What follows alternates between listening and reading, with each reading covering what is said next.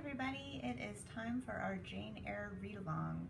Today we're going to start chapter 28, and if you remember where we left off yesterday, Jane left Thornfield, she left Rochester, she jumps in a random carriage, she's not really sure where she's going, she doesn't really have a plan, she's just trying to escape Rochester and the bad feeling, or the bad choices she thinks she would make if she stayed with him. So chapter 28 is probably one of the hardest chapters for Jane. She has a really tough time, but she does come out okay, so don't worry, and we'll make it through this chapter and see what happens. We're just going to start with the first part of the chapter today because it is a little bit long. But we're going to get started, and thanks so much for watching. 2 days are past. It is a summer evening. The coachman has set me down at a place called Whitcross. He could take me no farther for the sum I had given, and I was not possessed of another shilling in the world. The coach is a mile off by this time. I am alone. At this moment, I discover that I forgot to take my parcel out of the pocket of the coach, where I had placed it for safety. There it remains, there it must remain, and now I am absolutely destitute. Whitcross is no town, nor even a hamlet. It is but a stone pillar set up where 4 roads meet, whitewashed, I suppose, to be more obvious at a distance and in darkness. 4 arms spring from its summit. The nearest town to which these point is, according to the inscription, distant 10 miles, the farthest above 20. From the well-known names of these towns I learn in what county I have lighted. A North Midland shire, dusk with moorland, ridged with mountain, this I see. There are great moors behind and on each hand of me. There are waves of mountains far beyond that deep valley at my feet. The population here must be thin, and I see no passengers on these roads. They stretch out east, west, north, and south, white, broad, lonely. They are all cut in the moor, and the heather grows deep and wild to the very verge.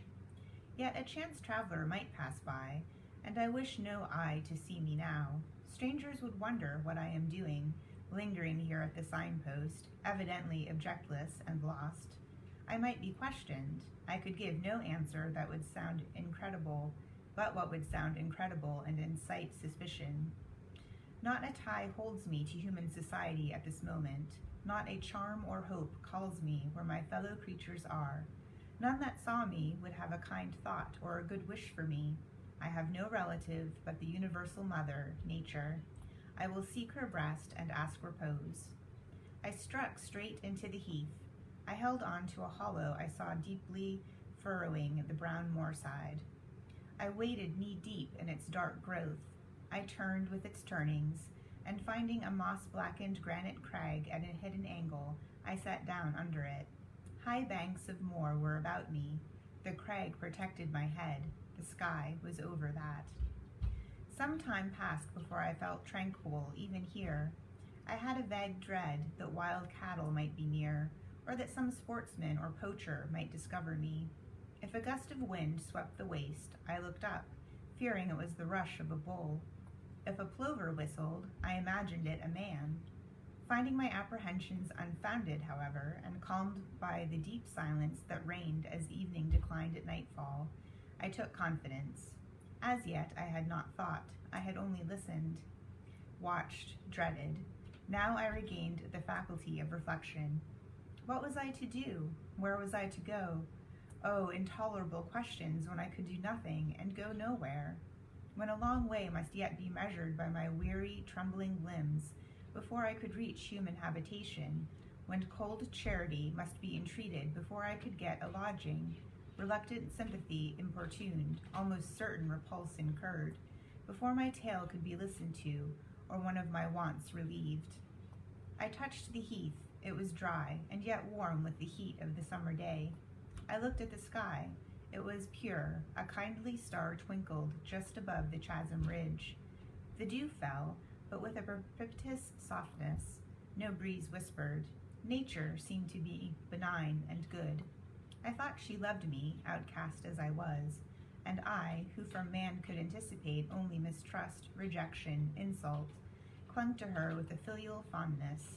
Tonight, at least, I would be her guest, as I was her child. My mother would lodge me without money and without price. I had one morsel of bread, one remnant of a roll I had bought in town when we passed through at noon with a stray penny, my last coin. I saw ripe bilberries gleaming here and there, like jet beads in the heath. I gathered a handful and ate them with the bread. My hunger, sharp before, was, if not satisfied, appeased by this hermit's meal. I said my evening prayers at its conclusion, and then chose my couch. Beside the crag, the heath was very deep. When I lay down, my feet were buried in it. Rising high on each side, it left only a narrow space for the night air to invade. I folded my shawl double and spread it over me for a coverlet. A low, mossy swell was my pillow. Thus lodged, I was not, at least at the commencement of the night, cold. My rest might have been blissful enough, only a sad heart broke it. It plained of its gaping wounds, its inward bleeding, its riven cords. It trembled for Mr. Rochester and his doom. It bemoaned him with bitter pity. It demanded him with ceaseless longing, and, impotent as a bird with both wings broken, it still quivered its shattered pinions in vain attempts to seek him. Worn out with this torture of thought, I rose to my knees. Night was come, and her planets were risen, a safe, still night, too serene for the companionship of fear. We know that God is everywhere, but certainly we feel his presence most when his works are on the grandest scale spread before us. And it is in the unclouded night sky, where his worlds wheel their silent course, that we must read his infinitude, his omnipotence, his omnipresence. I had risen to my knees to pray for Mr. Rochester. Looking up, I, with tear-dimmed eyes, saw the mighty Milky Way. Remembering what it was, what countless systems there swept space like a soft trace of light, I felt the might and strength of God. Sure was I of his efficiency to save what he had made. Convinced I grew that neither earth should perish, nor one of the souls it treasured. I turned my prayer into thanksgiving. The source of life was also the savior of spirits. Mr. Rochester was safe. He was God's, and by God he would be guarded. I again nestled into the breast of the hill, and ere long in sleep forgot sorrow. But next day, want came to me pale and bare. Long after the little birds had left their nests, long after bees had come in the sweet prime of day to gather the heath honey before the dew was dried, when the long morning shadows were curtailed, and the sun filled earth and sky, I got up, and I looked round me. What a still, hot, perfect day! What a golden desert, this spreading moor, everywhere sunshine. I wished I could live in it and on it. I saw a lizard run over the crag. I saw a bee busy among the sweet bilberries. I would fain at that moment have become a bee or lizard, that I might have found fitting nutriment, permanent shelter here. But I was a human being, and had a human being's wants. I must not linger where there was nothing to supply them. I rose, looked back at the bed I had left. Hopeless of the future, I wished but this, that my Maker had that night thought good to require my soul of me while I slept, and that this weary frame, absolved by death from further conflict with fate, had now but to decay quietly and mingle in peace with the soil of this wilderness. Life, however, was yet in my possession, with all its requirements and pains and responsibilities. The burden must be carried, the want provided for, the suffering endured, the responsibility fulfilled. I set out. Whitcross regained, I followed a road which led from the sun, now fervent and high. By no other circumstance had I to decide my choice. I walked a long time, and when I thought I had nearly done enough, and might conscientiously yield to the fatigue that almost overpowered me, might relax this forced action, and, sitting down on a stone I saw near, submit resistlessly to the apathy that clogged heart and limb, I heard a bell chime, a church bell. I turned in the direction of the sound, and there, amongst the romantic hills, whose changes and aspect I had ceased to note an hour ago, I saw a hamlet and a spire. All the valley at my right hand was full of pasture fields and cornfields and wood, and a glittering stream ran zigzag through the varied shades of green, the mellowing grain, the somber woodland, the clear and sunny lea. Recalled by the rumbling of wheels to the road before me, I saw a heavily laden wagon laboring up the hill, and not far beyond were 2 cows and their drover. Human life and human labor were near. I must struggle on, strive to live, and bend to toil like the rest. About 2:00 p.m. I entered the village. At the bottom of its one street there was a little shop with some cakes of bread in the window. I coveted a cake of bread. With that refreshment I could perhaps regain a degree of energy. Without it, it would be difficult to proceed. The wish to have some strength and some vigor returned to me as soon as I was amongst my fellow beings. I felt it would be degrading to faint with hunger on the causeway of a hamlet. Had I nothing about me I could offer in exchange for one of these rolls? I considered. I had a small silk handkerchief tied round my throat. I had my gloves. I could hardly tell how men and women in extremities of destitution proceeded. I did not know whether either of these articles would be accepted. Probably they would not, but I must try. I entered the shop. A woman was there. Seeing a respectably dressed person, a lady, she supposed, she came forward with civility. How could she serve me? I was seized with shame.